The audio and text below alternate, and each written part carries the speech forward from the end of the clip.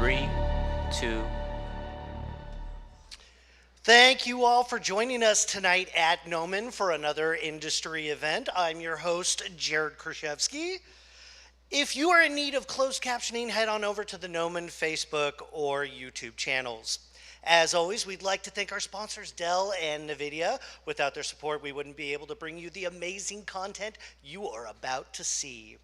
Tonight, we are excited to welcome some very talented artists from DreamWorks Animation to talk about their work on The Bad Guys 2. Yeah! They're going to break down how they brought the sequel's bold, stylized visuals through their work in animation, effects, and look development teams. Be sure to stick around until the end of the presentation where we will do a Q&A. If you are watching online, you can enter your questions throughout the night. For those of you who are here, please save your questions until the very end. And now, without further ado, please help me welcome our guests to the stage, the presenters for this evening.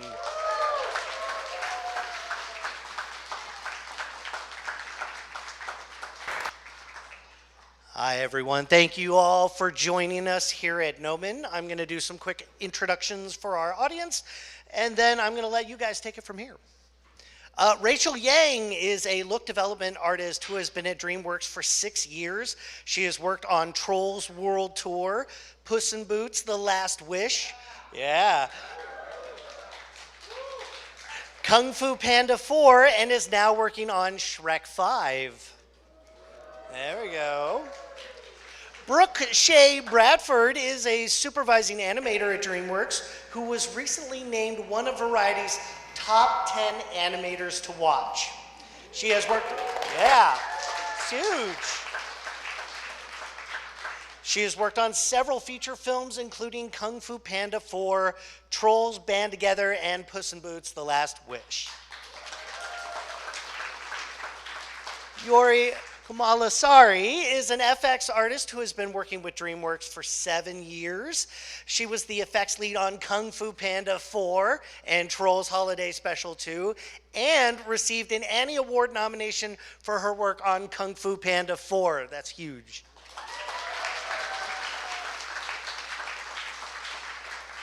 Dakota Smith is an FX artist working in feature animation in DreamWorks. He has contributed effects work to several films, including Kung Fu Panda 4 and The Wild Robot. All our presenters have also either graduated from or taken classes at Gnomon, which means I get to say to each of you, welcome back. And now I'm going to hand it over to our panel, and I'll see you guys at the Q&A. Okay. Hi, so you guys can hear me? Yeah. We're really excited to be here. Thank you all for coming. Let me just figure out the mouse situation. Where is it? Okay, that's the mouse. Okay, cool. I get it now. So I'm still getting used to this setup. So let's get started. I'm Rachael Yang. I'm a look dev artist at DreamWorks. So in case some people don't know, look development as a department, we do texturing, shading, grooming, and also micro-dressing. So I'm going to show you some of the characters and environments we did for the show, and also some of the challenges that we faced. Okay, so for a sequel like Bad Guys 2, look development is all about elaborating on the art style. So it's also about improving the technology to support the art style. So squiggles as a workflow went through a lot of streamlining. So just in case of context, squiggles are these scribbly lines that we add to all surfaces to push the illustrated look. We also use it to break up the 3D model edges. So for characters, you can see at the bottom, yes, the bottom. Like look dev will provide texture squiggles as AOVs for lighting and compositing to play with. But for environments, we also provide geometry squiggles. They can either be published with the asset or they can be added to the shot as needed. So tried. Does it play? All right, so I guess the first question is how to paint with the bad guy style. So personally, as a painter, I feel like it's good to have a bit of painting experience, know your oils, do a bit of watercolor, try some pastels, but more importantly, from a production standpoint, it's kind of important to practice fully embracing the spirit of each show when you move on to a new show. You really need to kind of let go of what you think you already know, and then just dive deep into the show style. So because each DreamWorks show, I think we all can agree here, like each DreamWorks show style is so different, everything you learn from the ground up. So personally, as a texture artist, I kind of find it easier to imagine myself as a certain type of artist when I move on to a show. So let's say I'm on Puss in Boots too. So what I imagine, like, I really need to channel that Bob Ross inside of me. I have this thing like, okay, I'm gonna have canvas, I'm painting a masterpiece here. I'll treat myself to some wine, But when I go on to Bad Guys 2, okay, I have to switch this mindset now. So then I kind of channel my inner goofiness, if that makes any sense. It will make more sense later. But you just have to be you're channeling your inner goofball, and then I'm thinking like, okay, I'm doing outdoor sketches, this is fast, but I only have one old brush. That's my limitation. One old brush, maybe a marker, And instead of wine, I'll bring a sandwich on the way. So it's this kind of silliness that builds up the bad guy style, and it's all about like broad brushstrokes. Like it has to be effortlessly funny. So give you guys a little look at our beautiful environments. Yeah, space. Yeah, this is a lot of work by our entire environment team. This is their pride and joy. I have to show this off. All right. How do I go to the next one? Do I just click? No. Do I scroll? All right, here we go.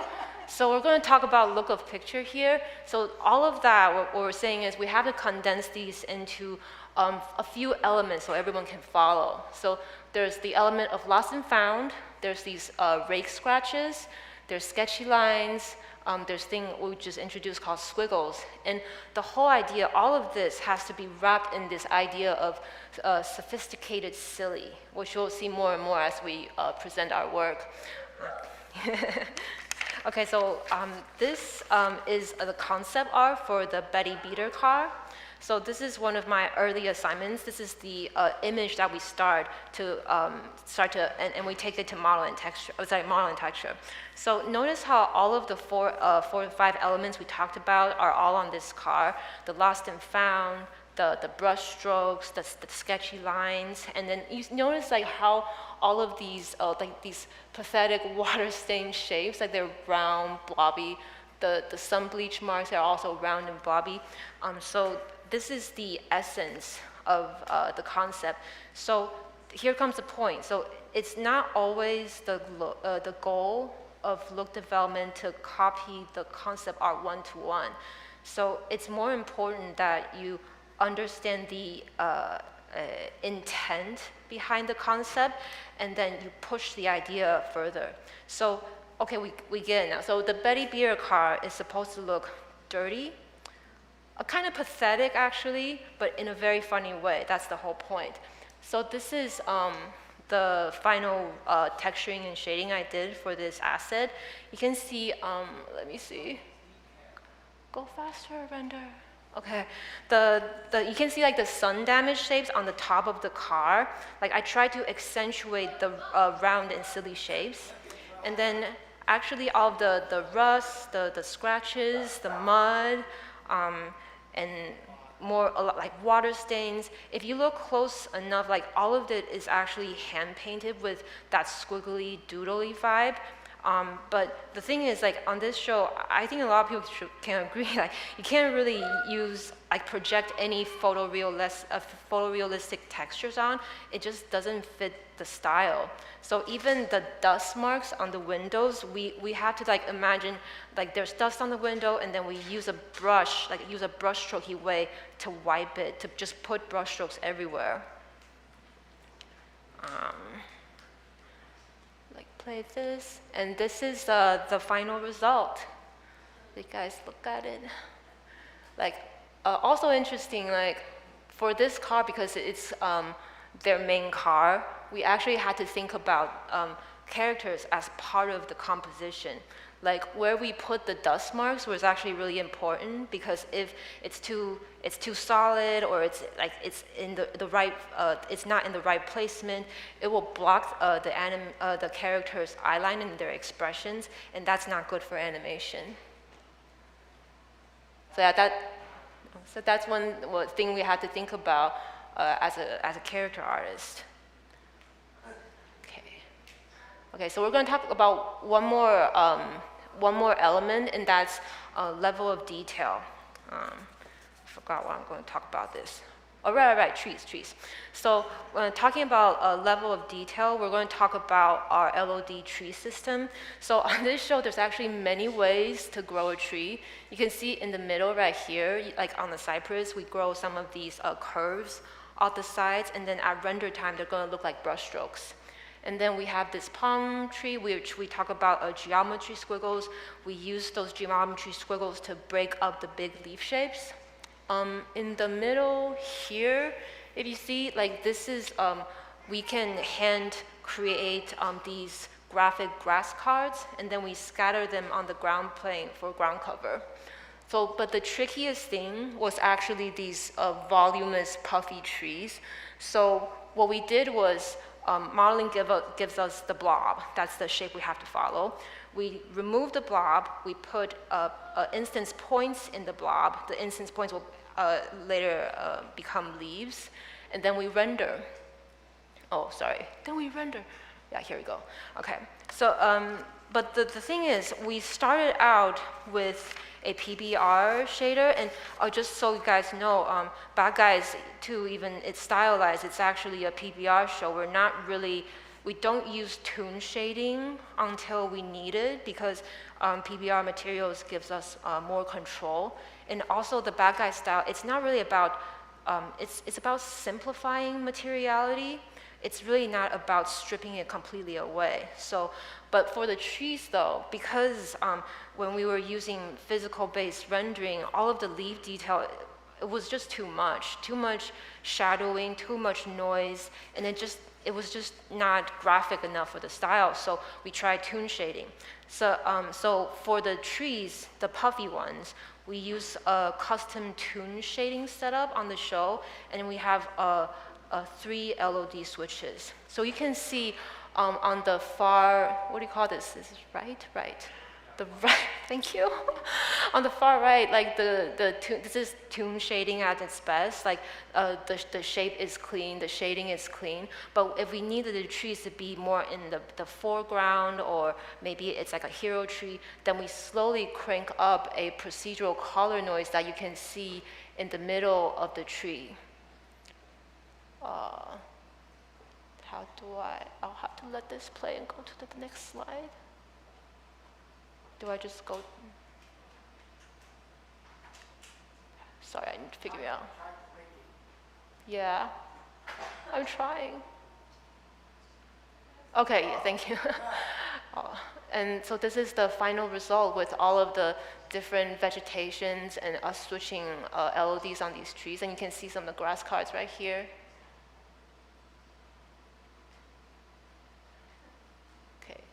Okay, then next we're going to talk about characters.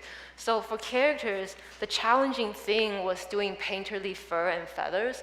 And we're going to start with fur. Fur is actually the easier one. So this is a hero character, Kitty. So on this side, on the left, you can see this is her concept art.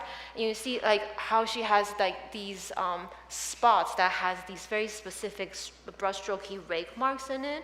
And also the edges are sort of broken up like with a brushstrokey style as well.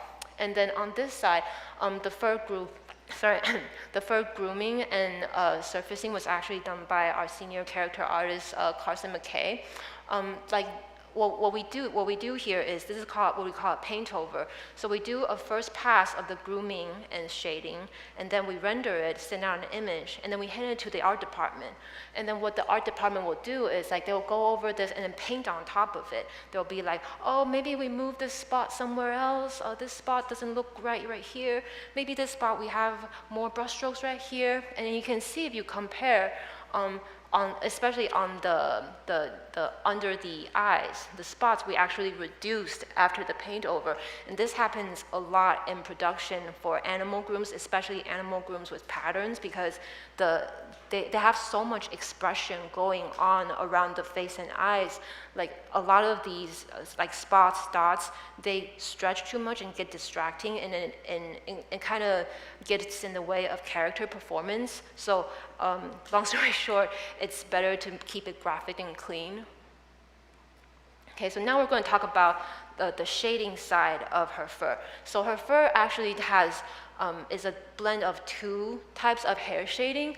We have an example from this image from, this is probably Trolls 1.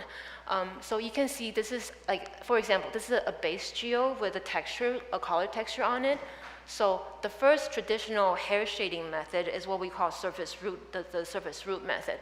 So what it does is there's a strand of hair.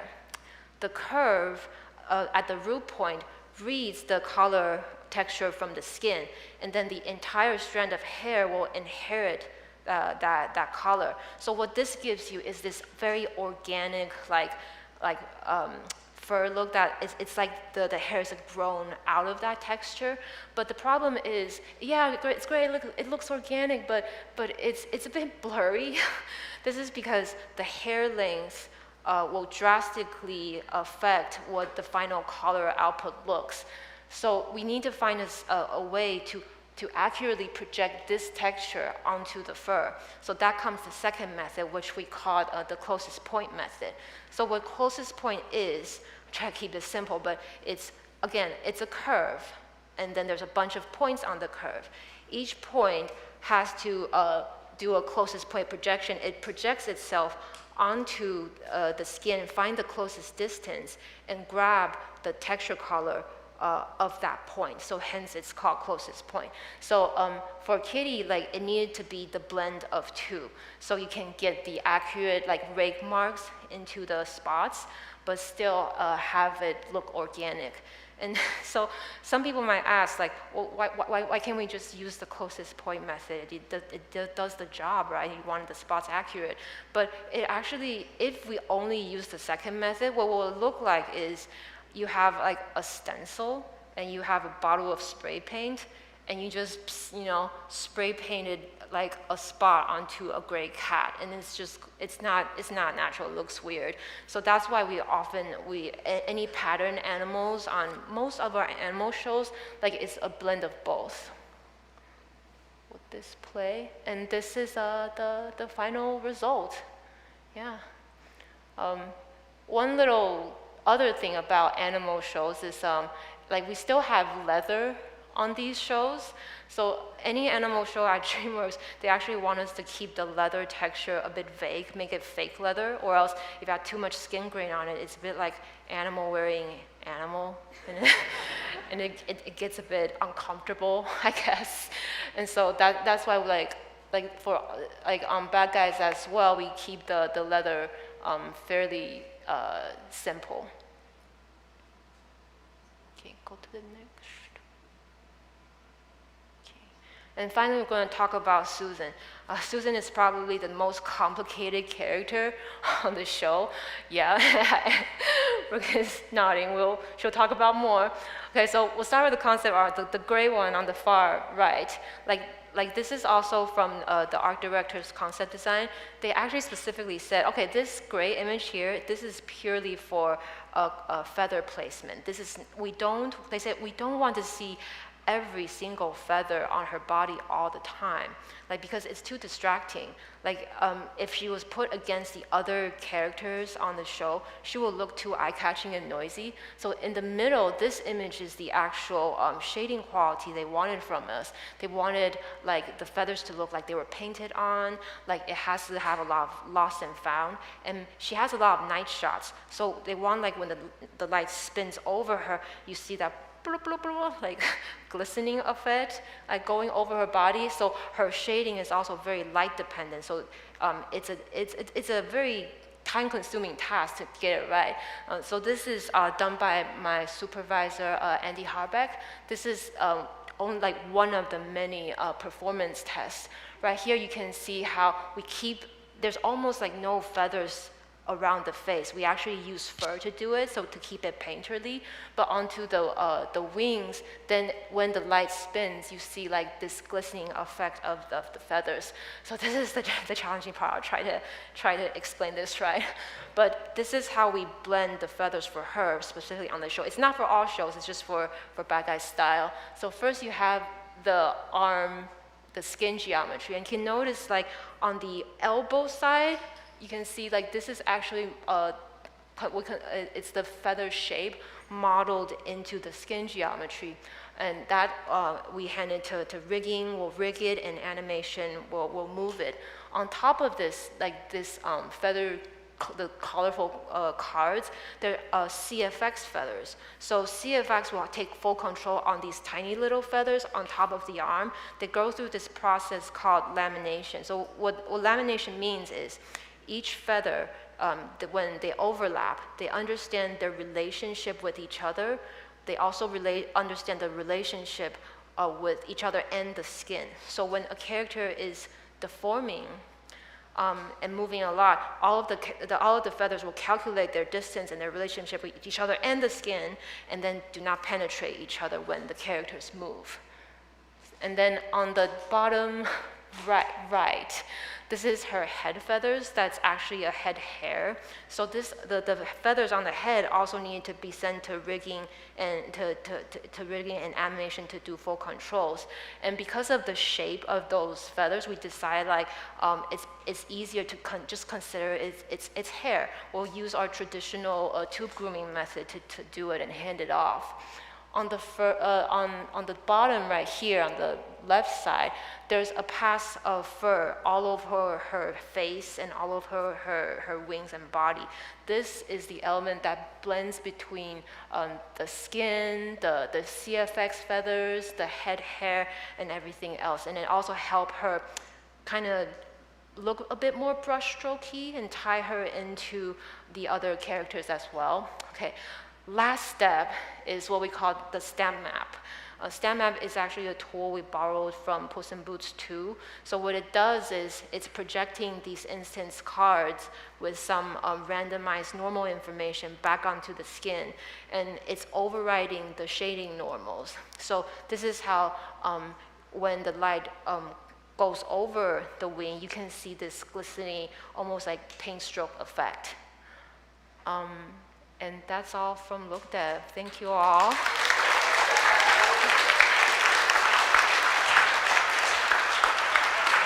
My turn to hobble over. That was great, Rachel. Thank you. And thank you, Gnomon, for having us here. I'm very excited. I'm excited to just show all this crazy stuff we did on Bad Guys 2. It was a challenging show for me, so yeah, it's nice to share. So I've got a lot to show, so let's just get into it here.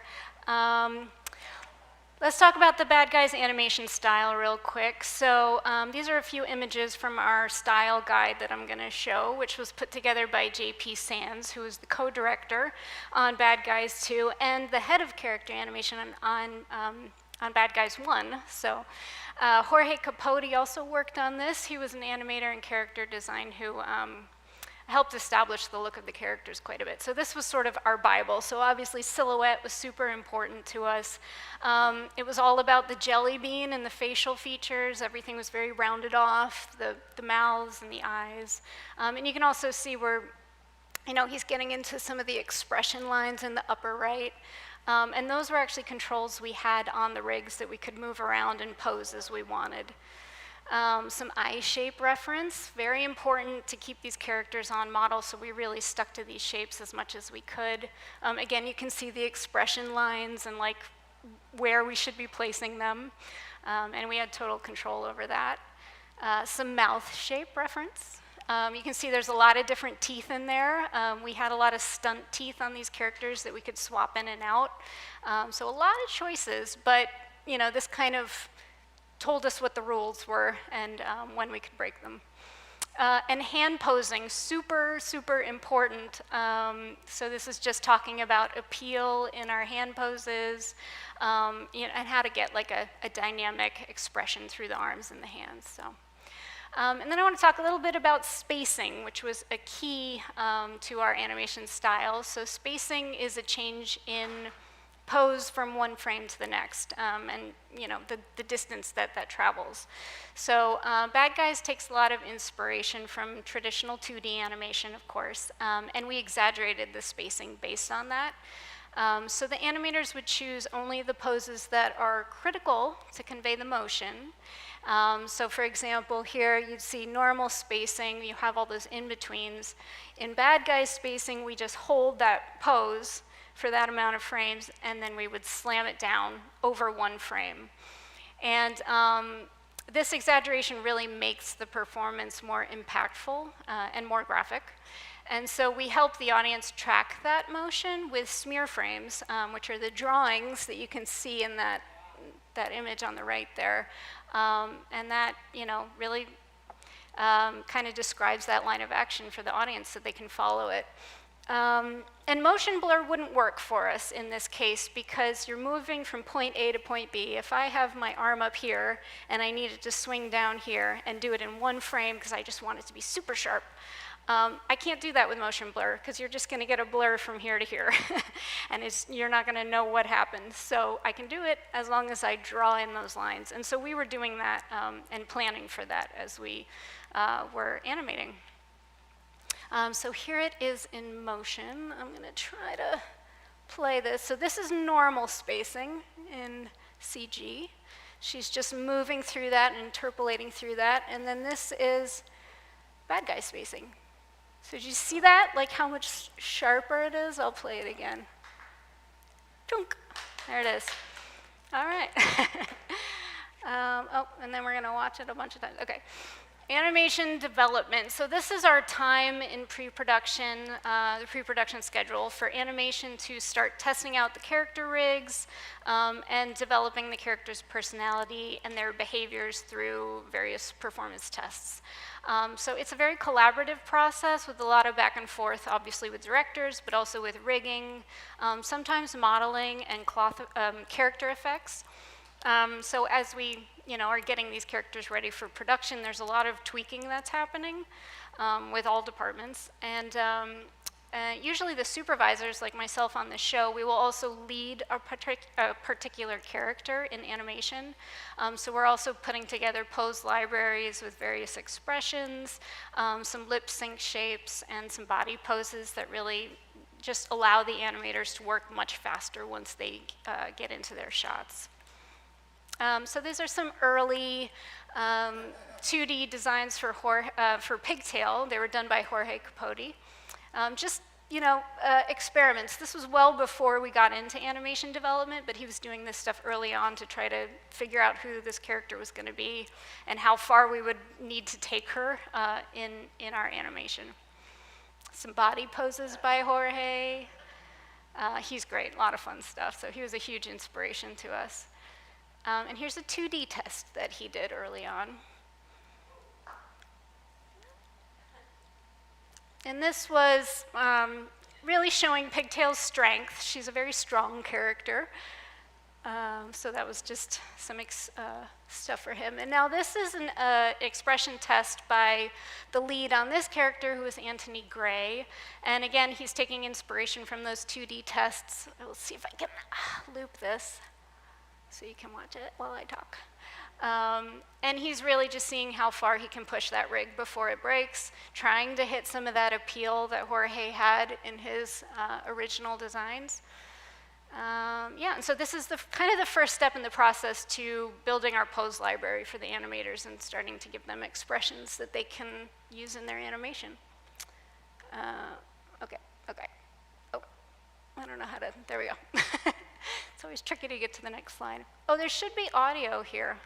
Are you guys able to? I think it's muted. Yeah. I don't think I have control over it. I don't know. Should I play it again? Oh, it's muted here?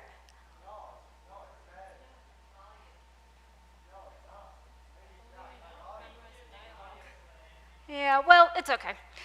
There will be stuff that I need audio for, so if we can figure that out, that'd be good. But so this was a test where she is, Antony was trying to show the more vulnerability in her character and in her personality. The directors really wanted her to feel a little more childlike, so even though she was this really strong character, she had this sort of like childlike sensibility about her. So that was something he was exploring there.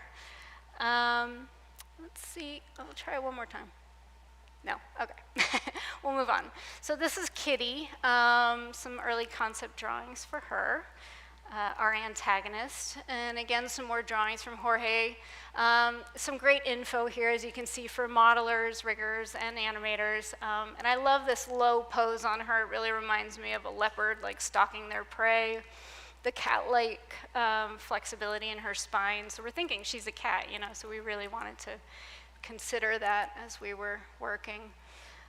This is another early 2D test by Jorge. So we're looking at all this stuff as we are developing the characters in 3D. And you can see an early concept of Susan on the right here. Boop, there she is. And now this is a 3D test, CG, that Ludo Blanchot, who is the lead on Kitty, something he was testing out, obviously inspired by what Jorge had done there. And this one, again, I'm sorry there's no audio. Yeah. Okay, sorry. Technical difficulties. Anyway, I'll keep talking, but Ludo was the lead on Kitty, and he did a lot of really cool performance tests with her. So, and she was a character who was like really smooth, really confident, but also a little unsettling. She walks into a room and she talks to you, and okay, thanks, great. And you're not really sure what she's going to do next, much like a cat, like they may pounce, they may toy with their prey a little bit. So that was some of the stuff that Ludo was playing with here. And let's see if we can get some audio. Yeah. Business time. You need a job, and I need some extra hands with a special kind of experience. Yeah, so let's see. Let's go to the next slide. Okay, and then there was Susan, or AKA Doom. This is Doom. So this is what I saw when I first opened up a test shot with her in Anim Dev. And I told Ben Willis, our head of character animation, that I really like to lead Doom. I was a big fan of Natasha Lyonne, who voiced the character, and I just thought she'd be a really fun one to work on. But if I had known how much work she was going to be, I might have reconsidered.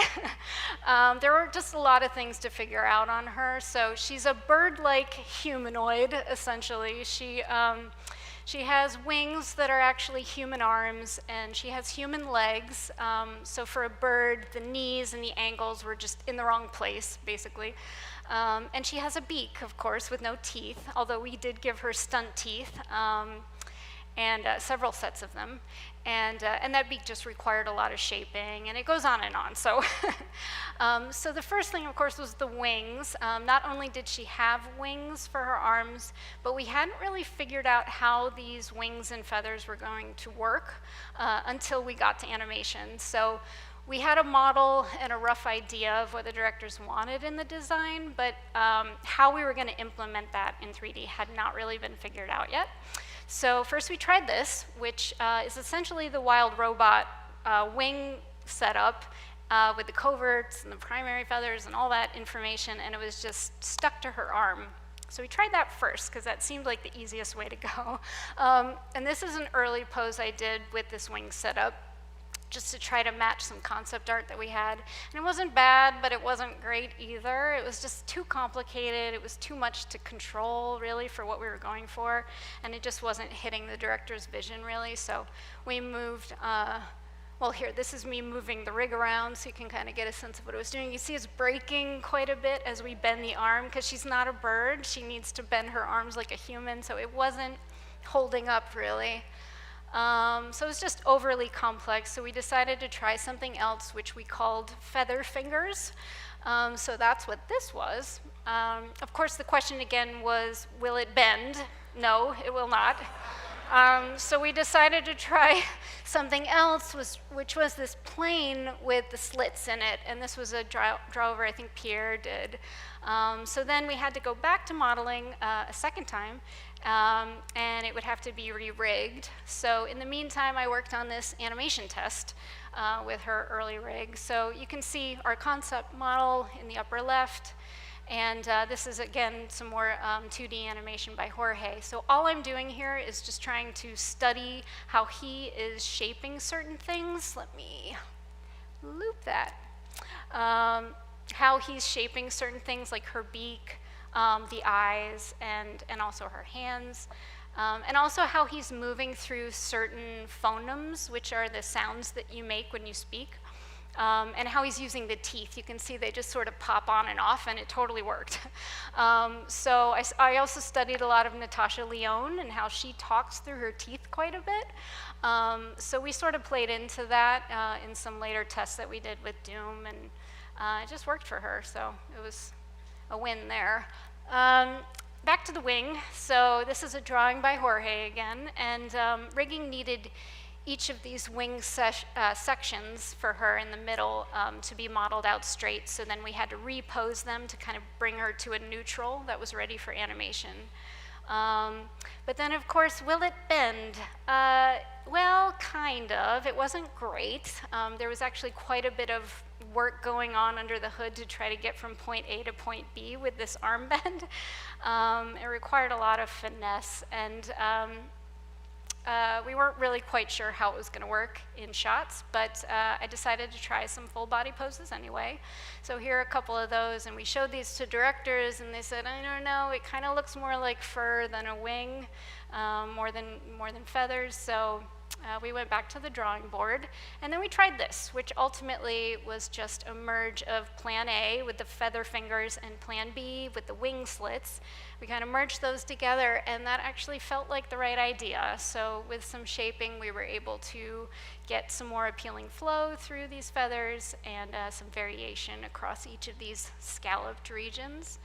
And we tried some poses with her, so this was one of them. And this is in Primo, our animation software.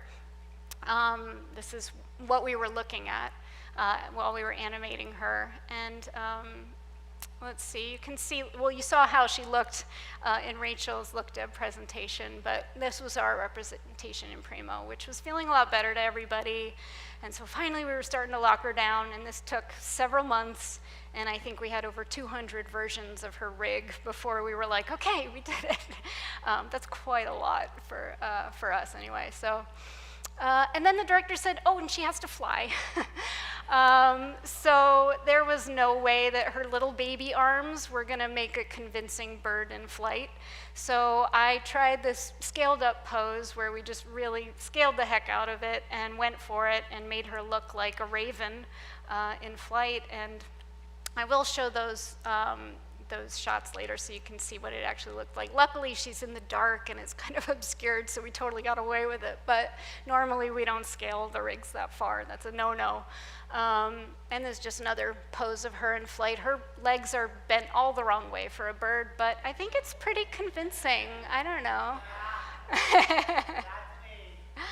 And then finally, I was able to dig into some animation tests with her. So this is just an expressions test, which you saw in Look Dev, but this is how it looks to us in Primo. You can see the stunt teeth in there now. Yeah, so let's go to the next one. So as a character lead, it's also my job to help keep the characters on model as they are posing her. And this was especially tricky with Doom because of her beak. All of the characters and bad guys, you really need to pose to camera to make them super appealing, but it was absolutely mandatory for her because just a slight rotation of her head angle and you could really throw off the pose. So this is just, you know, things to keep in mind, just for her beak. And then I did a walk cycle with her. So even though her anatomy was different, making her feel like a bird was very important to the directors. So we bent her forward a bit and we hyperextended the knees so that it just felt more like bird leg anatomy. The wings back behind her was a suggestion by our head of character animation, Ben. And it worked really well. It just felt wrong to have her with her arms swinging by her sides. It didn't feel like a bird, so. And let me play that one more time. And I'm also just experimenting with like how quickly she turns her head, making it more like a bird, and how far she can turn her head, because I think birds can go like 270 degrees or something crazy. So we were having fun with that. And here she is, before and after. So both of these images are in Primo, our animation software. This is what the animators see. She looks different once she's rendered, but this is what we were going off of. So now she's ready to be animated in shots. She's come a long way. Oh, there we go. Okay, so what I'm going to show now, just one fun element of the animation process. This is shooting reference, which I don't know if a lot of people know. Animators do this a ton. It's very important that we have believable performances in there, and so we will shoot ourselves acting stuff out. So this is a series of shots that I did. I'm going to show the animation reference from, where she is, Doom is calling the cops on the bad guys. She's basically framing them and also betraying Snake's trust in her. So there was a lot of opportunity for nuance, and I wasn't sure how playful or how cold and detached the directors wanted her to be in this moment. We talked a lot about a lot in the launch, and so I just wanted to clarify with them what they were looking for. So I sort of showed them this menu of reference, so to speak, for their feedback. So let me play that. Hello, Commissioner speaking. Yes, ma'am. I got a hot tip. The bad guys are... Okay, so it's very quick, I know. But I'll play it one more time. So you can see from the right to the left, it kind of goes from playful to cold. So I was getting their feedback on that. Hello, Commissioner speaking. Yes, ma'am. I got a hot tip. The bad guys are... That's our ref room at DreamWorks, which is we have a lot of weird stuff in there, but we use it all the time. And they went with the middle one. For that one, they really liked that. So here's the Hello, next Commissioner shot. speaking. Oh, that's Yes, not ma'am. the This is the next shot. What? Well, wait, who is... Sorry, doll. Look, it's nothing personal. So you see, there's a lot there. Like, normally I wouldn't throw this in front of a director, but both Pierre and JP were animators at DreamWorks, so they're very familiar with this whole process with reference, and they actually, I think, really enjoyed like having this as a way to start the conversation on the performance. So, and in that one, they really liked the top middle, for those of you who happen to see that one. And here's another. Come on, man. You are one twisted reptile. So in this moment, it was kind of important to convey that Doom was intrigued by Snake's reaction. And so let me show you the actual Hello, shot. Commissioner speaking. Yes, ma'am. I got a hot tip. The bad guys are holed up in a hangar 2 clicks north of the Moon X launch site. What? Well, wait, who is... Sorry, doll. Look, it's nothing personal. You are so hot right now. Snake! Yeah? You are one twisted reptile. So,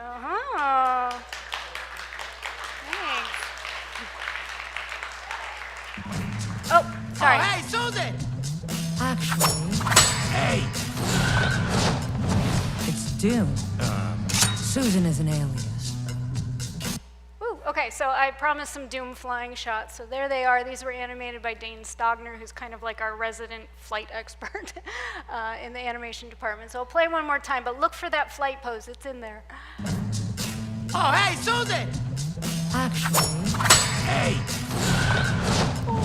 it's Doom. Susan is an alias. So he made it work. He made it work. Oh, hey! Oh, there we go. Okay, on to the next thing. So this is the Cairo Chase sequence. This is another example of be careful what you wish for, because I also told Ben that I wanted to do some action on this show. And he gave me this, which was basically a high-speed car chase through this crowded streets of Cairo. And it was crazy ambitious sequence. I think it's one of the hardest we've probably done at the studio. And also we had, I think, 15 animators on this sequence, most of who were new to the show and new to Bad Guys. They hadn't worked on the first one, so there was a lot to learn. And we had to do this sequence really early on in the show because it was so complex and every department needed a lot of time with it. So we got started on it right away. There's also a lot of stunt driving, so we had to learn about stunt driving, and vehicle mechanics had to be really accurate. That was really important to the directors. And there's a ton of crowds to deal with too, so there's a lot of work to be done on this. So one thing that we quickly realized was that we needed to amp up the energy and the speed. There was a need for speed. You can see here, there's an early version up top and a final version below of a shot that was animated by Gonzo Gonzalez. And here we really needed to push the spacing. Again, remember I was talking about that Bad Guys spacing. So this we needed to go really far with the car in those first few frames to just give it that impact that we needed. And this is obviously slowed down, but I will play it at speed so you can see. Let's do that again. So if you just kind of like cover up the bottom one and then cover up the top one, you can kind of see like the difference between the two, and you really feel the speed a lot more as it zips past camera in that first one. So that was a good lesson. We had to push the speed. There we go. Here's another example. Another thing we tried to do a lot in the sequence was just push things closer to camera. Like we kept getting that note, like just make it come at camera, at camera. So they really wanted to kind of like push things and make it feel like you were really in the action, and that made a huge difference. So you can see the layout up above and then the animation at the bottom, and how much further, I should just loop this, how much further the animator took that cop towards camera. And layout did a phenomenal job. They really gave us this amazing canvas to start with, and then we could just get in there and really have fun pushing things, and again amping up that excitement. So it was a lot of fun. And that shot was animated by Philippe Lebrun. And here's another example. I will loop that again. I'm sorry, I have to keep doing this looping thing, but so this one you can see layout actually came really close to camera, which was great, and then the animator just really pushed the speed of the car at the very end of the shot as it zooms out. And it just gave the car so much more power. So that was something we were really doing. So along with the suspension and the weight of the car moving appropriately to respond to that velocity, it was still believable. We thought, at least in our world. Here's another example. You can see in this one, it's almost like let me play it. It's almost like the car's gonna hit you. I feel like I'm getting hit every time I watch that animation on the bottom. But it's really dynamic, especially when you watch it on a big screen. It really hits you. It's quite powerful. So a lot of fun with these. Okay, another big challenge we were affectionately calling the cop blob. So one goal that we had over the course of the sequence was to show these cops losing their mopeds, I guess they're called, and assembling into groups as they pursued the bad guys. So the first guy who takes off is actually tracking them throughout the sequence and ends up being sort of in a precarious position at the end, but he manages to make it through and follow them all the way to the end. But you can see they're sort of collecting into little groups. That was all planned out and intentional. And then we saw this in layout. And we were like, how are we gonna do that? We had to have control over it in animation. It couldn't just be a simulation, unfortunately, because we needed to animate these characters. They needed to react independently to things and break apart, and so we wanted control, but we didn't have a lot of time to develop it. So one of our animators, Sam Massaro, put together this pose. I was like, please just set up a pose. So he took all the cops, which I think we had like 45 or something. He put them all into this pose, and you can see some of them don't have faces, so we had both high-res and low-res characters that we could swap in and out as needed if we needed to do facial animation on them. But if you rendered them as the low res, they would have a face, it just doesn't move. And we did keep that in the show, so if you're really paying attention, you can see like some of the characters are just like static faces, but it totally worked in the shots, and you don't notice, so. But this was super heavy. Like Primo's great animation software, we can get real-time playback, it plays at 24 frames per second. But this was just so heavy, it really dragged things down, so we needed the ability to swap into low-res characters as much as we could. Oh, and you can see at the bottom, that's that first guy that took off after the bad guys, so he ended up making it all the way through and carrying that heavy burden. Okay, let's go, keep going, keep going. Oh my God, I can't go, there we go. Sorry, okay. And you can see like how beautiful it turned out in the end, which is a great segue to introduce effects. So thank you guys.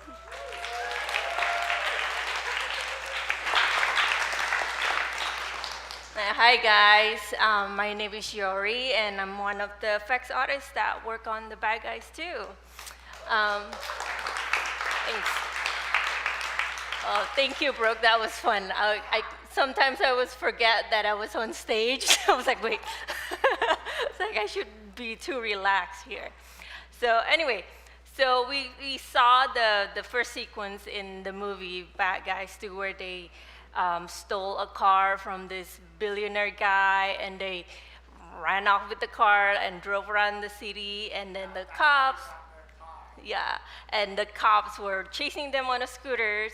So our job, in effect, is like making all the tire smoke behind them. So we're gonna talk about the breakdown, how we do it. So I can show you this one. They went through the market, they destroy everything they pass, and there's like a big billowy smoke behind them. And this is actually a combination of 2D animation and 3D simulation.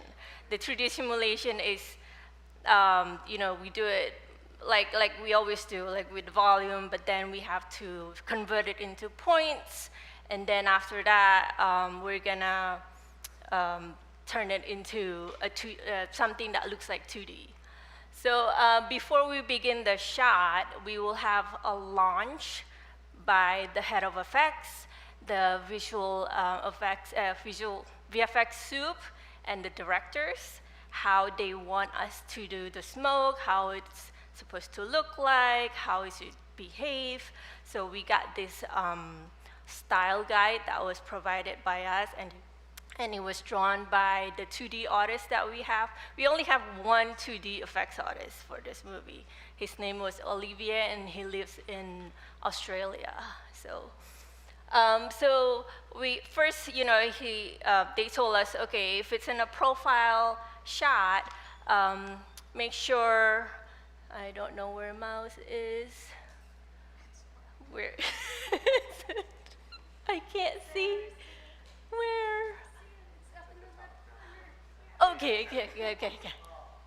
Okay, anyway, so if it's in a profile, they want us to do smoke that starts behind the wheels, and it's kind of spiky, and then it evolves into this nice blowy smokes behind them, and then once they pass, it's gonna get bigger, and then once it's a 3/4 view, they want the smoke behind them, but try not to, obscure them, not to cover them. And also you can see here, like each of them will have their own spiky bits of smoke behind the wheels.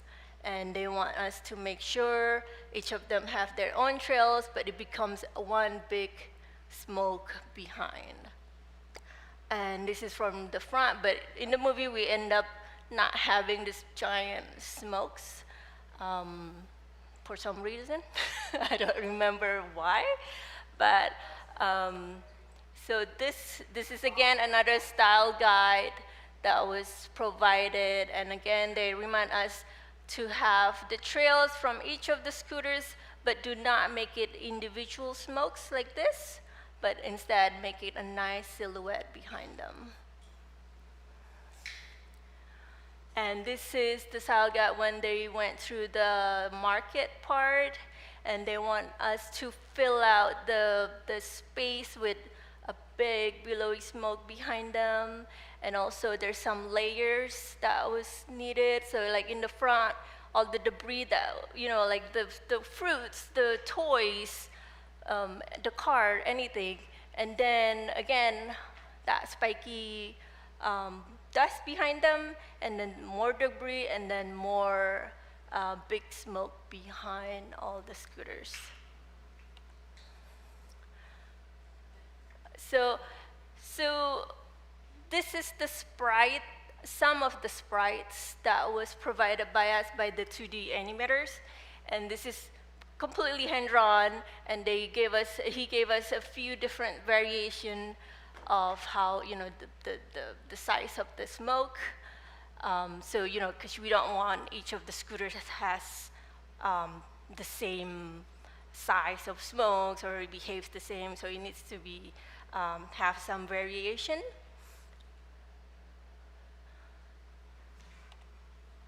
And this is, again, some of the sprites that was provided to us by the 2D animator. And this is for the wheels of the car, of the bad guy's car, that we can just attach it to the wheel, the back wheel, while they're driving around. But only for like certain position, like on the side, so we can see like this cool little effects behind the wheels. And this is to be used for the scooters. Okay, so this is how I did the shot. So first, I would start, hold on. I'm gonna start, okay, this is the first step. I took the 2D sprites that was given to us, and then it was converted into a geo in 3D. And then I just put it, where I think it works behind the cops. And then after that, I simulate smoke simulation from the scooters, just like this, the volume trails, and then from the volume, we turn it into points, and then we gave the points some scale for each of them according to the age, and then it becomes this billowy VDB geo that then we can flatten it to become right behind them. Just particularly for this shot, because we don't want because they're so close to each other, we don't want to have smokes between them that's gonna cover them up too much, and because they're so close to the camera too, so we try to give them a nice silhouette behind the scooters. And again, this is what I started with, is just, flat smoke sprite behind the scooters, and this is the final shape behind them before I render it. And this is for the market shot. This one, because they're coming and go, they're not so close to each other. This is a shot where we can actually put smokes behind between them. So we have the background smoke, and then in midground smokes, and also the foreground smoke. And this was not rendered flat behind them, like it wasn't, it's still in 3D space, because we want to see the depth of the smoke. And on top of that, we have we have this artist, Zach. He's really good at 2D animation too, and he added some nice 2D smokes behind there as well. And if you notice, some of the smokes actually in steps. So it's like, it's on hold for 2 frames. So it gives some nice variation for the shot. Okay, again, and this is where all the 2D sprites that was given to us and then where it was placed. It's not so sexy when you see it in 3D space. It's just flat. Okay, I'm gonna show some other behind the scene of the shot that was done. So we started with 3D simulation, and then added some 2D drawing that we do in 3D. Actually, we have these tools that allows us to draw in 3D space, and that's like, it gives us an actual geo, and you can give it some colors and some highlights to break up the shape, and yeah. So it's not, from the 3D simulation, it just gives us this like big shapes, but because we're able to draw on the 3D space, it allows us to add these nice little trails to break up all the silhouette.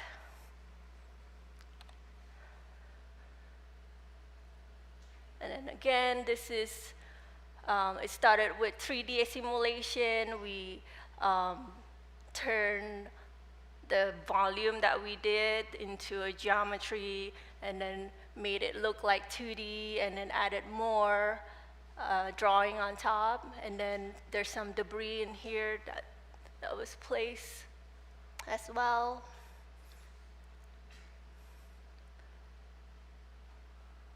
Okay.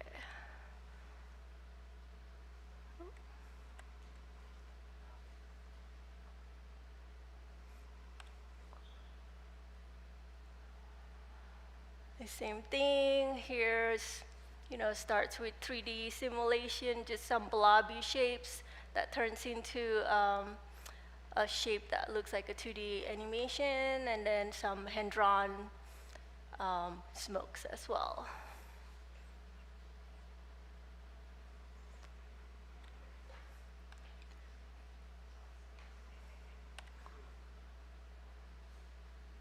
And this is one of my favorite shots. It was done by Zach.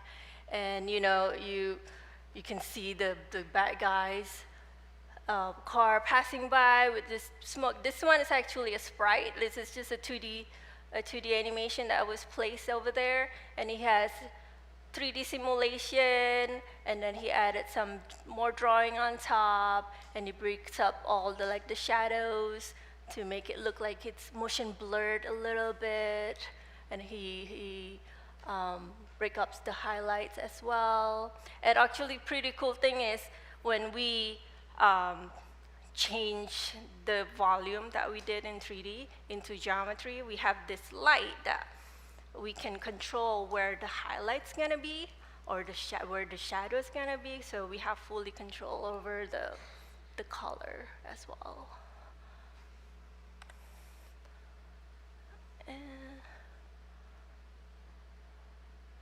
Okay, so this is the last shot.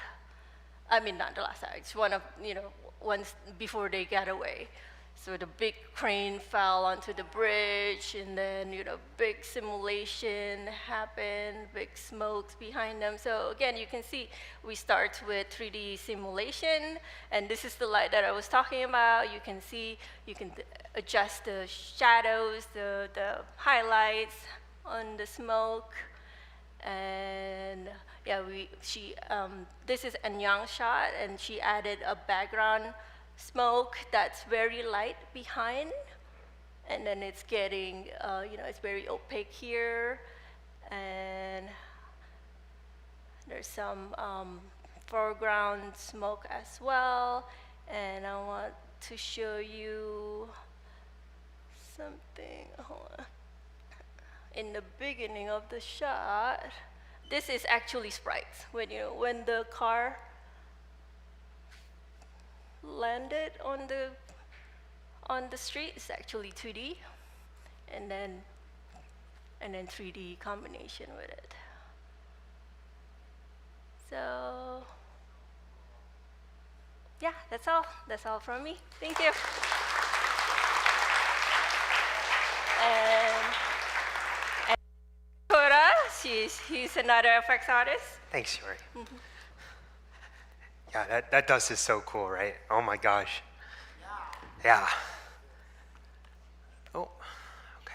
So sorry. 1 second. Where's the mouse? I have the same problem. Yeah.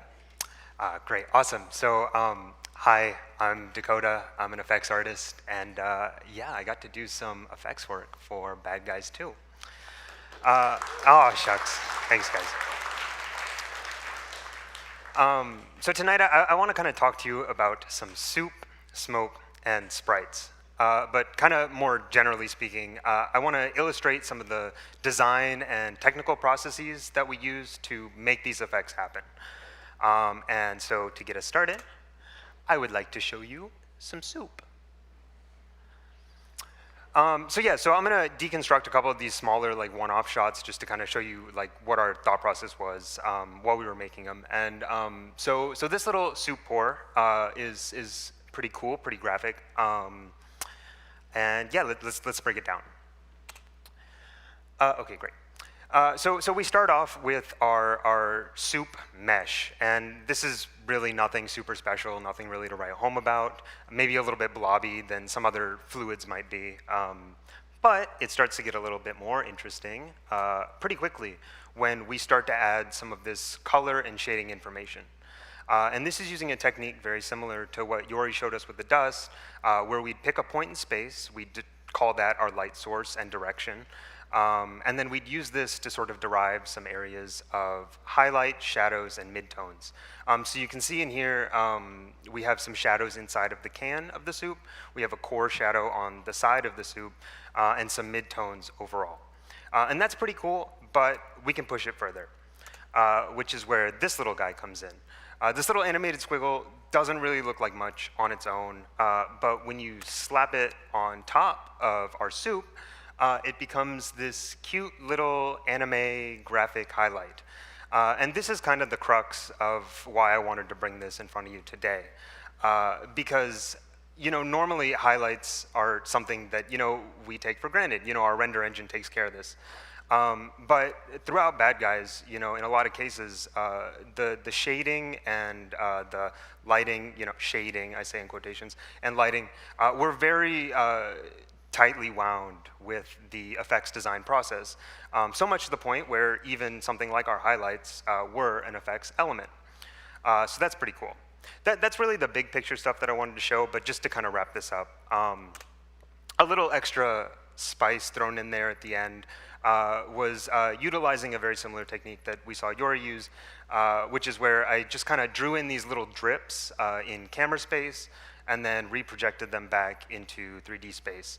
And sort of, when you put them all together, the common theme with effects is, utilizing our 3D as much as we can, but also, sprucing it up with some custom 2D animated stuff.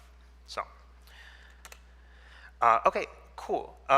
So sorry. So we finished that up and we pass it off to the lovely people in the lighting department, and they integrate it for us. They make it match and look cohesive with the rest of the shot, and overall just make it look really pretty. Okay, sweet. So next, I would like to walk us through this campfire effect. All of the campfire shots that you see in the movie were done by the incredibly talented Matt Head. But I was really fortunate in that I got to work on and develop the setup for this before production even started. So I'd like to walk you guys through that tonight. Oh, sorry. There we go. So the first sort of step, so our head of effects, Steve Wood, he's a he's an effects legend, but more importantly, a 2D effects legend on top of that. His whole philosophy when approaching these effects, particularly the ones that had to be 2D hand-drawn, was that he was really interested in getting the design down first, static with no motion. So what you're looking at behind me is an example of one of, like what Yori was showing, an example of one of those design sheets that our resident 2D effects artist, Olivier, put together for Steve and put in front of him for approval. So yeah, really, really, really cool. So he would get the design approved, and then Olivier would go in and animate the rest of the 2D sequence. And yeah, sorry about the dithering that you guys see here on campus. That's the GIF, but yeah, I mean, this is gorgeous, right? He's just such a killer artist. Yeah, I could watch it for hours, and I have watched it for hours. But yeah, so once this comes into our laps, our first job is to convert this 2D image sequence into 3D geometry and put it into 3D space. So yeah, this is a little example of it. So you can see we're converting it to geometry, separating it up into its different layers, and then putting it in 3D space so that it lines up with the props that it's supposed to. In this case, it's the campfire. And this effect is beautiful on its own. It stands very well, and yeah, again, gorgeous work by Olivier, yeah. But we can always do more to add to it, and that's kind of our job in effects to continue pushing these. So the first way to sort of plus this up, I decided, yeah, we'll just go ahead and put some embers in there. So this was a base of some simulated embers in here.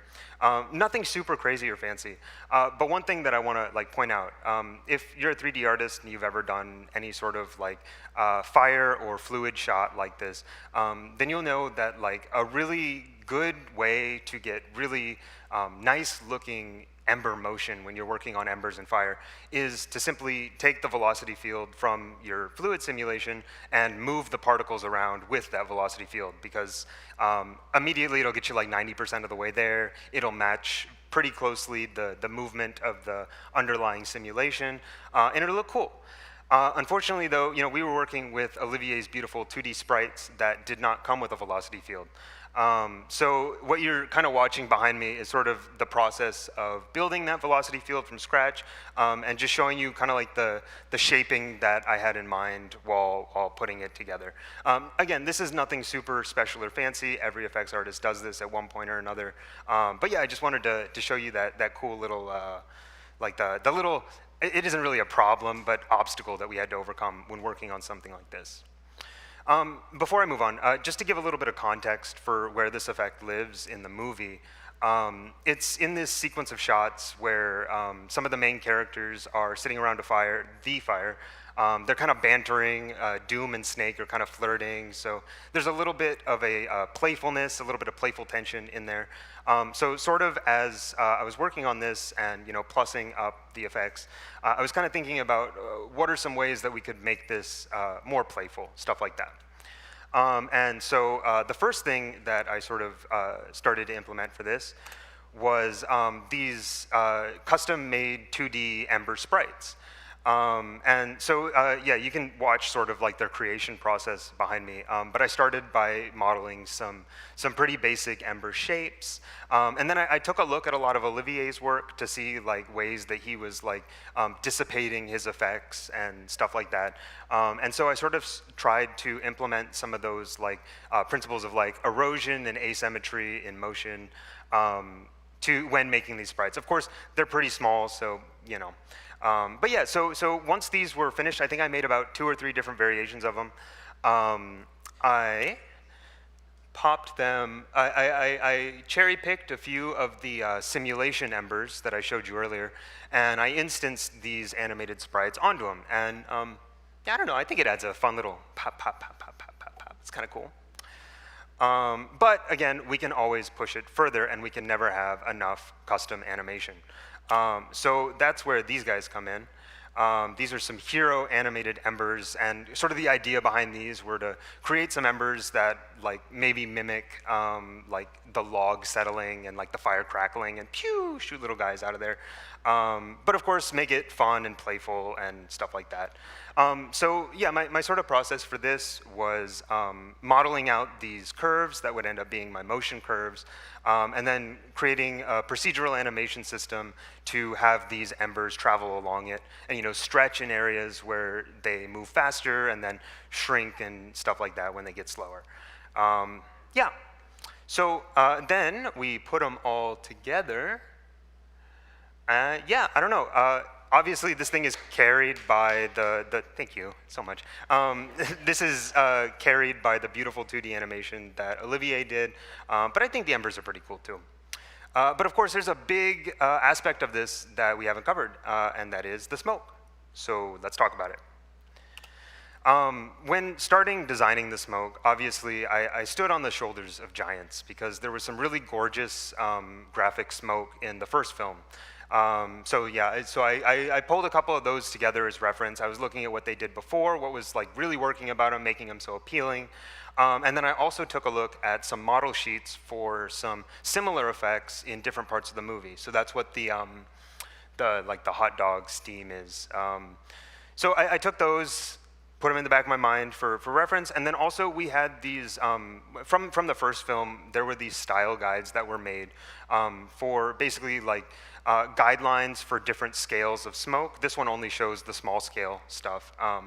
But yeah, it was kind of like do's and don'ts of what we want to see and what we don't want to see in the smoke effect, and particularly with the shapes at the different scales. So here, it's pretty bulbous, exaggerated bulbous shapes with like the tight pinching between it, which is pretty cool. When I was starting to put this together, synthesizing all of that really awesome reference, I also kept in the back of my mind the philosophy of our head of effects, which was, design first and then, motion second. And obviously, in my case, it was kind of difficult to keep them separate forever. But I tried my best to isolate areas of shaping and areas of motion, and then when it did come to applying motion, applying it in layers, so that way I had complete control of pretty much every aspect of it. So this first little GIF you're seeing here is just sort of like the starting of the shaping of the smoke. So I knew that we needed some sort of like knuckly shapes, bulbous knuckly shapes. So I started with just like a little bump that went skinny between the two of them, arrayed that repeated the pattern and mirrored it, offset it, and that was kind of the starting point for my shaping. At the same time, I also started building in the different layers of motion. Smoke rises, so obviously we're going to need some sort of upwards motion. So that was obviously the easiest one to take care of first. Another layer of motion that I added in there, and I'm pretty fond of this one, is and it might be hard to see. Oh, we can kind of see it. Is like some like evolving like curl twist that happens in between the knuckles of the smoke. And I'm pretty fond of this because not only did it sort of accentuate the bulbous shapes and like the skinny like areas between them, but also created some cool asymmetry and gave it a little bit more of that like evolving curly motion that you might see in similar simulated effects, but of course simplified and stylized quite a bit. After that, started building some of the other larger scale motion. In this case, you can see from the sinusoidal, sorry if I butchered that word, line to get some of the left and right movement in there. Yeah, pretty clear what I'm trying to go for there. And then, yeah, so at this point, all my different animation layers and base of shaping, put them all together, and I get this. And it's a little bit of a mess at this stage, but some things are working pretty well. For example, some things that make it like uniquely a campfire smoke are like the how it sort of collapses upon itself as it goes up, some variation of speed from when it leaves versus to like when it gets closer to the top, and also again those bulbous asymmetrical shapes. So from here, we do a cleanup pass, kind of smooth out some of the errors, issues, and of course we give it some solid fill so that way we have something that we can render. And then, yeah, so the idea after this is we take a couple of these. It's very easy to replicate. The system was very controllable and procedural.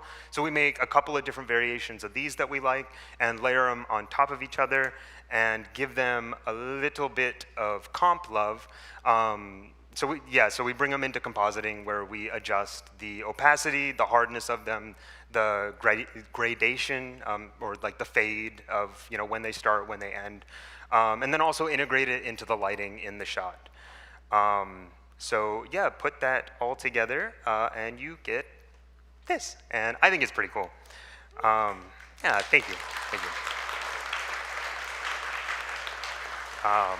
So yeah, so that's all I have. Thank you again all so much for listening. And I just want to say really fast, this was super surreal. I remember when I graduated 3 years ago, the first Bad Guys film was coming out, and I remember watching it, and my mind was just blown. I was like, oh my gosh, how did they do that?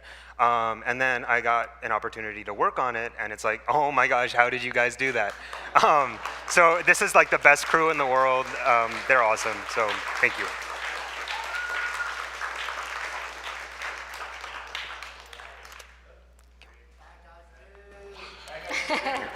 My mute. There we go. Bad Guys 2. Give them another round of applause. That was awesome. That was super cool. We're going to do our Q&A. So if you have a question, raise your hand. We're going to run it over. We got some over this way. Behold the box. And speak into the box.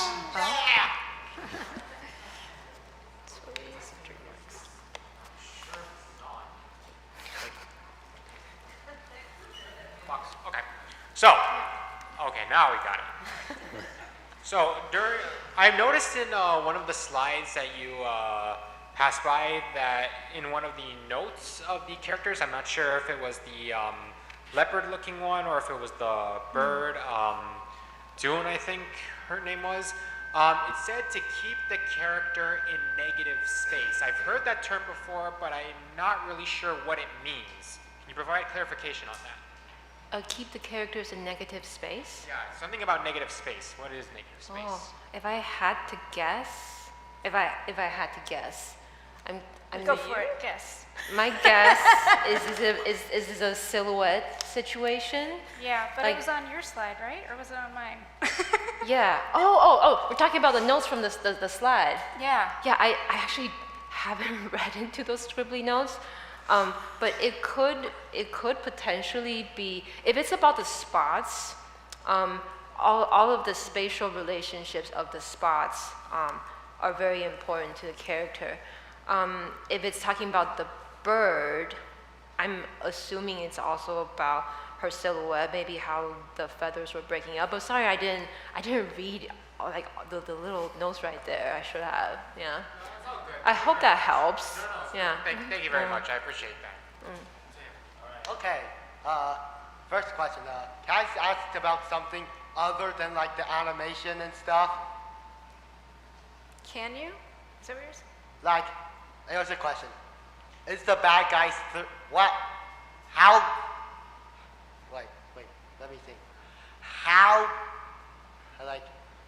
is Bad Guys 3 going? Oh, no comment. No comment. Right. Also, another thing. I would like to see an origin story for the bad guys. How did wolf, snake, shark, tarantula, and piranha all band together? Yeah. How did what changed wolves? What happened to have Please wolves pitch go to that the story dark back. side? Yeah, we I need love more that good idea. stories. I'm with you. I really want that idea to become real one day. Well, it's all based on a book series, right, by Aaron Blabby, I believe it is. And so, I think the directors are taking a lot of inspiration from those books. So that may give you some clues if they were ever to do another one. They may be bringing in some of the storylines from those. But yeah, but I like the idea. I think that's great. I'd like to see that too. So for the animation, you talked about how you worked on multiple shots, and I was wondering which one was your favorite to work on and why? Oh, for bad guys? Yeah. Well, definitely not the cop blob. That was fun. That's a good question. I had a shot at the very end of the film, it didn't show, which was Wolf kind of trying to pep up the crew as they were on the spaceship. For those of you who've seen it, I don't want to spoil it, but he's basically like doing this, emotional speech, trying to give them hope and make sure that they can get through this tough time that they're I'm trying not to give it away. Has everyone seen the movie? No, okay, I won't spoil it, but you gotta go see it. Anyway, he's just delivering this speech to the crew, and that one I just had a lot of fun with. I really love Wolf as a character, and being able to kind of be him in that moment when I was shooting reference and stuff like that was a lot of fun. And it was also a really long shot, which I like to do as well, so that was probably my favorite. Thank you. We got others? I have 2 questions. What's your favorite character that is in the editing that you guys make? Say it again? What's your favorite character that you guys made? Oh, like what's our favorite character in the show? Yeah, which one of the characters you guys like? Doom. I like Shark. It's like I'm panicking. Well, I've already said I really like Wolf, but I also really like Snake. And of course Doom. I have to say Doom. Yes. Oh yeah, sorry. I'm very close to her. But. Yeah, I guess I have to say Kitty, because Carson, she sits next to me. He was working on it. I saw the whole process, and I was like, oh my God, those spots look so good. But then we got disappointed because so much of her shots were in darkness. Yeah. It's all in shadow, and all of that spots work. And they were like, does she wear that jacket all the time? All that Can work. she take off that jacket a bit more? And so that was a lot of fun. That's my favorite character. And what's your favorite Any more? effect of the editing? Oh, our favorite effects? Yes. For me, the tire smokes were pretty cool, but I like the last part of the movie where they're in space with the gold exploding. It was pretty. It's really pretty. Yeah, honestly, any of the stuff that was like 2D hand-drawn by Olivier or a couple of our other adventurous effects artists, like that just, blows my mind. There's also like a couple of very quick electricity shots in there, and it's just so mwah. I think it was done by Michael Lozier. I think he did it. He's phenomenal. And yeah, so I have a soft spot in my heart for the electricity effects. So, question. It's actually 2 questions. How much freedom do you guys get when creating characters? And what do you enjoy the most of creating these characters? No. That's a joke.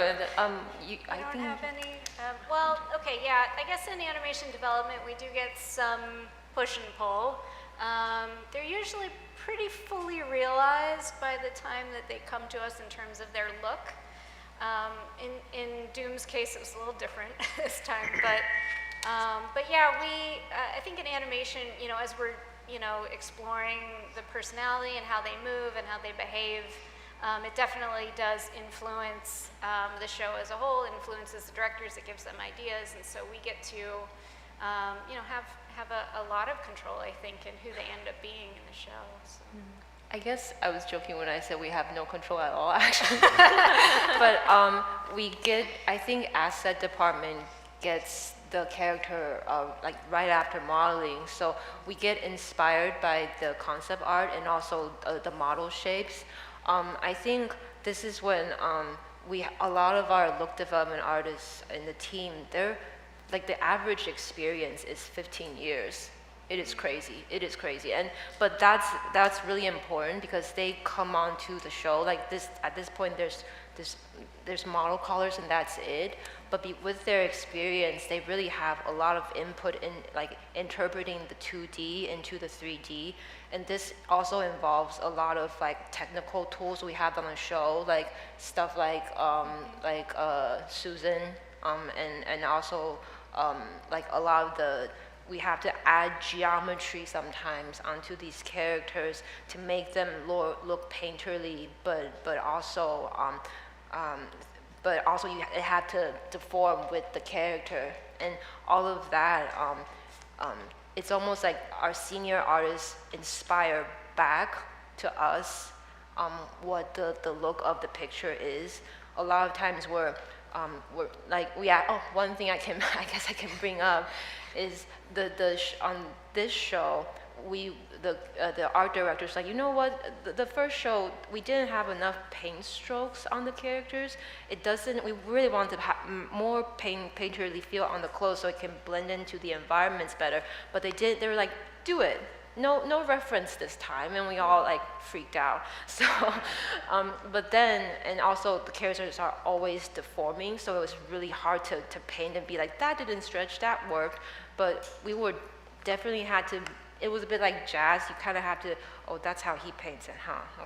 Okay, let me try that out, that didn't work. And then you kind of vibe, I guess, and then that's when you kind of get a creative input and pitch back. Yeah, I think also for animation, when we're playing with the rigs and like seeing how we can move these characters around, we're also highly focused on their facial expressions, and we have a lot of control on our rigs at DreamWorks. It's actually, our rigging team is incredibly talented. They give us so much, and we always ask and ask and ask, and they're like, okay, yeah, we can do that for you too. So we ask a lot of them, but they always deliver, and so we have a ton of control as animators, and we can really shape these characters into almost anything that we want, which, we have to keep them on model, so that's important. But yeah, we do have, I think, especially in animation development, we can tweak their face shape quite a bit and actually change the look of the character if we need to. So. Thank you. Hello. You had mentioned that the Cairo Chase scene was quite difficult for you and the rest of the team. I was wondering how you all faced those challenges, kept up the morale, and in general the spirit through that challenging time. Yeah, I cried quietly at night. No, it was, our production team, who kind of like keep us in line, keep us on schedule, and keep us going through the tough times were really critical. So we had our prod supervisors and our prod staff who were just, keeping the morale up as much as they could. And to be honest, like I say, it was really hard, but I loved working on this show because I was working with Pierre and JP as directors, and they were both animators, and I was just like eating up everything that, every little note they had, I was just like, that's amazing. So, I really had a great time working on this show personally. But yeah, there were definitely some tough times, and I think the morale boost really comes from our prod team who just like support us through the process. So, yeah. Hi, I just wanted to thank you for offering us the insight on your impressive visual style. Out of all the respective pipelines you guys talked about, what part of that process do you feel ends up being underemphasized or like, under the radar mostly that, more people should talk about? Yeah, like what part of the pipeline basically doesn't get talked about a lot? Oh, sorry, what was the question? The unsung heroes of the pipeline. I mean, for me, I'd say rigging, even though I just talked about them a lot. I think they do such phenomenal work, and they don't really get to show it off. Oh, TDs, all of the TDs. Oh my God! Yeah. Like, TDs. They describe our pipeline. It's like it's really fixing the pipe. Like you're sticking parts back onto a already broken pipe and retrofitting it until it works, and that's all TD work. And a lot of crying artists, panicking artists. We need this now. There's so much errors that we face when we're doing simulation or trying to render. It was like, what's happening? We don't know. We just try to give it to the TDs, try to figure out, and then at the end it was all my fault. I was like, all right, thank you, sorry. But yeah, but they're very helpful. Yeah, ditto to everything these guys said. But I guess not necessarily an unsung hero of our pipeline, but kind of an underrepresented part here. I think Yori was like, she was showing some awesome stuff, but kind of underselling how difficult some of those dust shots were. Because once, they got like the simulation working, and of course it was, she showed like some of the hand-drawn stuff, but every single artist that worked on those big dust shots had to go through and manually clean up the mid-tones, highlights, and shadows, and stuff like that. So every single person that touched that dust, like, had to, just like sit down and draw. You get a note from the directors, awesome, it's for the best, but you got to get back and draw, so. Yeah, frame by frame. Yeah, exactly. So yeah, like the unsung heroes of the dust chase sequence right there.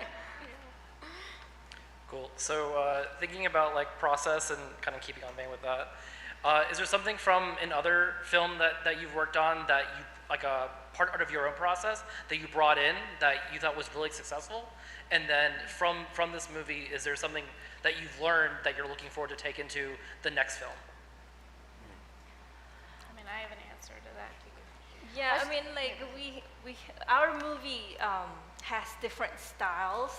One is like your regular 3D animation movies. One is very cartoony, and one is like Wild Robot is between 2D and like 50% 2D and 50% 3D. And so, like it started with Bad Guys 1 that was very stylized, like very 2D-like effects.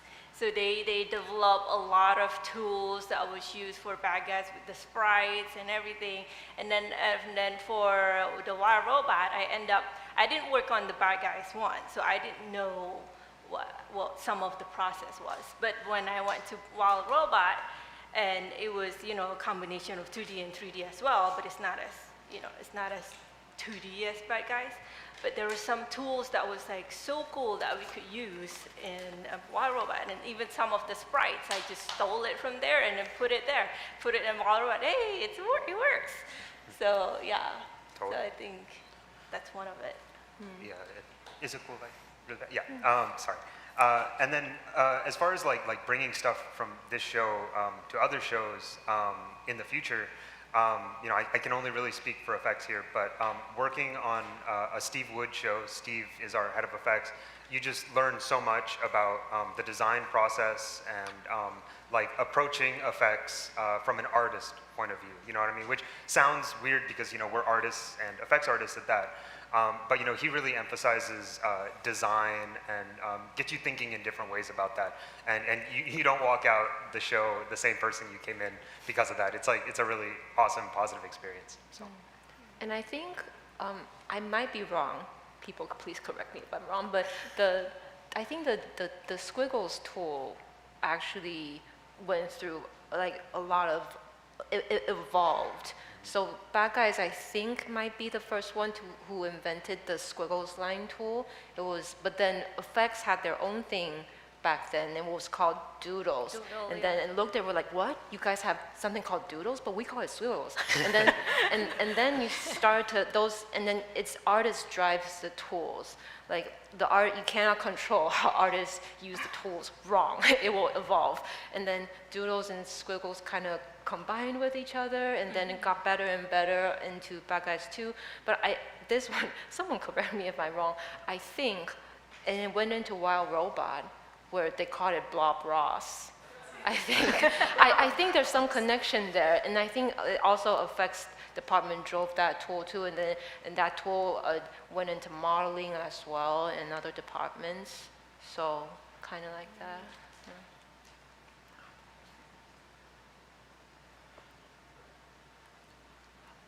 Hello, hi. I just realized I'm talking to a cube. This is like the most interesting microphone I've ever seen in my life. It's really cool. Like, see, it's really cool. So my name is Anthony Parras. I'm a character animation graduate from CalArts and instructor. And I'm a story artist, and I want to say congratulations on your film. I saw the film at a CFO with the directors, and it blew my mind. It blew my mind. I've never seen Alfonso Cuarón crossed farting in space, and it's like genius. It's like anime, it's brilliant. But I wanted to ask Brooke a question regarding animation, because you spoke earlier regarding Natasha Lyonne's acting and studying her lisp.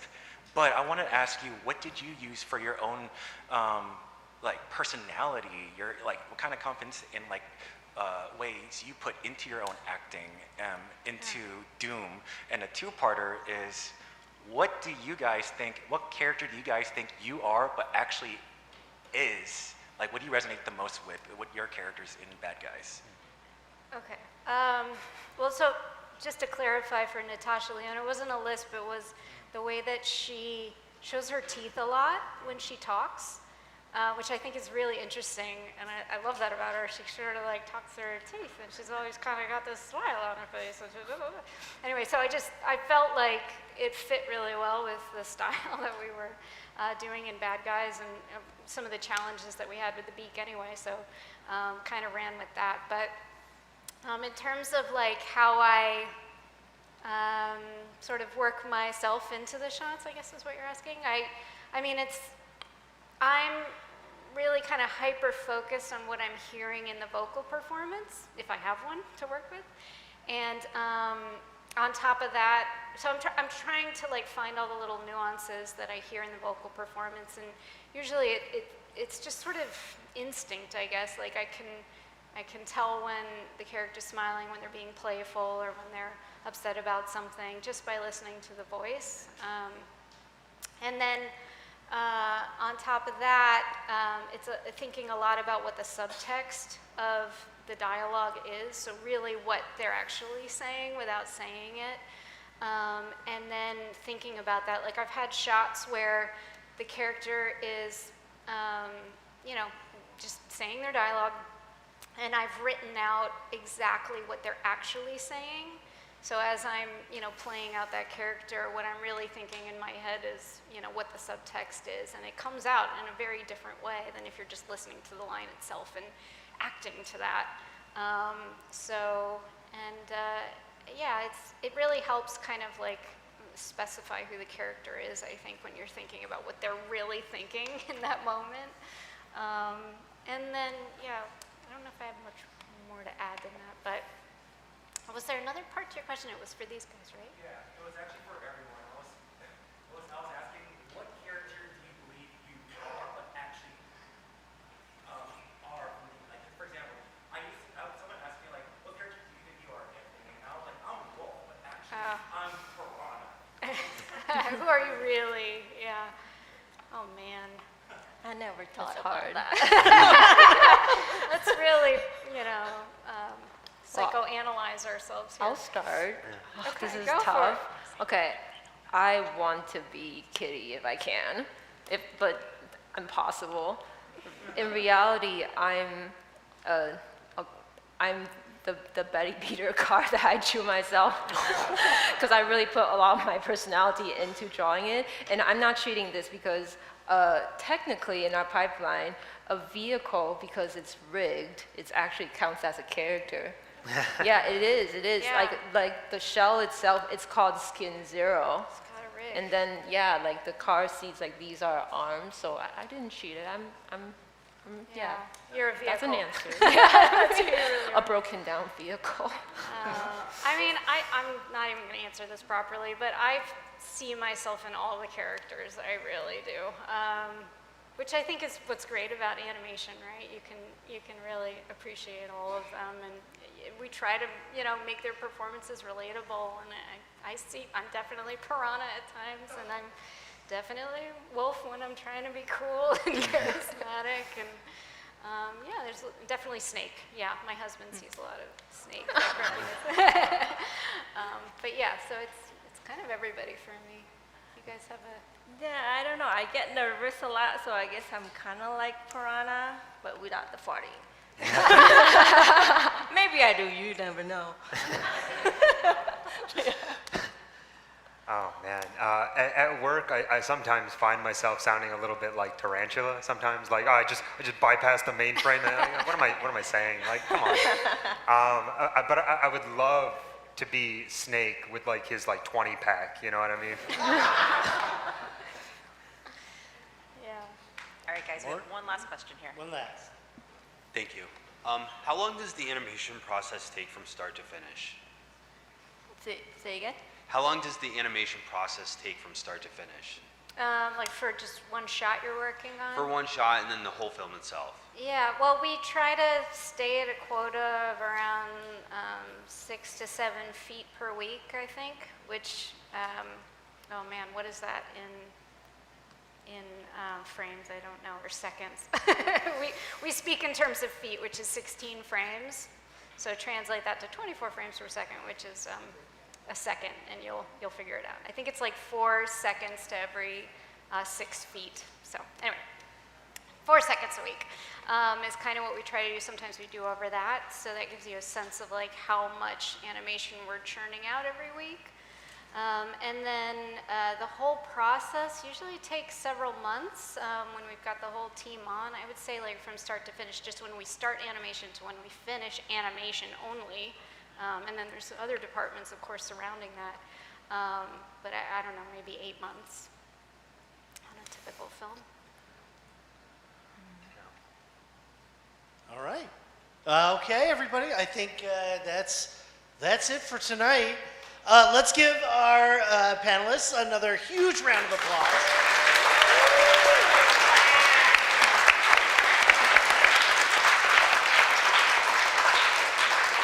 Thank you, Rachel, Brooke, Yori, and Dakota. And thank you to everyone who joined us here at Gnomon and those of you watching online. Gnomon hosts monthly industry events on campus, so be sure to follow us on social media and join our mailing list to stay up to date on our event schedule. We'll be hosting a live stream only event on Gnomon's YouTube and Twitch channels tomorrow night at 7.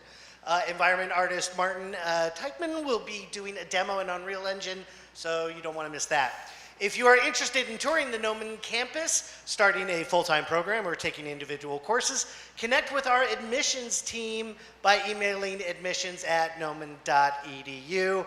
Until next time, y'all, good night, and beware of the cop blobs.